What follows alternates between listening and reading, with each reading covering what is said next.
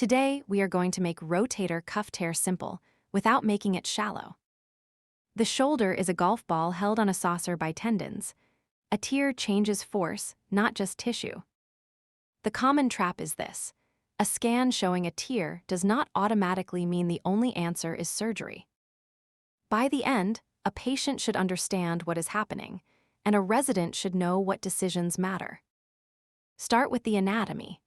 For rotator cuff tear, the important structures are supraspinatus, infraspinatus, subscapularis, teres minor, the humeral head, the greater tuberosity, and the subacromial bursa. Do not memorize the picture as a list. Ask what each structure is trying to do when the person moves. In real life, the problem sounds like this: night pain, pain reaching overhead, and weakness putting a shirt on. That story is the doorway into the diagnosis. It tells us which tissues are likely overloaded, irritated, torn, compressed, or failing to share load. The core mechanism is tendon overload, degeneration, acute trauma, bursal inflammation, and loss of humeral head control.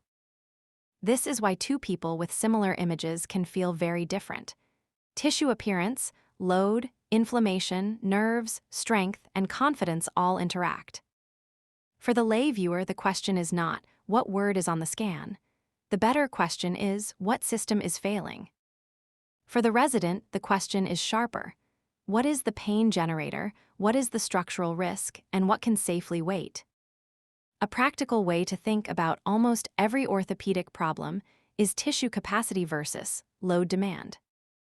If the load is temporarily too high, the answer may be calming and rebuilding. If the structure has mechanically failed, the answer may need repair, reconstruction, replacement, or protection. The common symptoms cluster around night pain, painful arc, weak elevation, difficulty reaching behind the back. Symptoms matter most when they form a pattern. One symptom by itself can mislead. A cluster is much more useful. Listen for timing, load, swelling, night pain, mechanical symptoms, and whether the person is losing trust in the limb. Also listen for what the problem has taken away: sleep, walking, work, sport, independence, or confidence. The best history is not a questionnaire.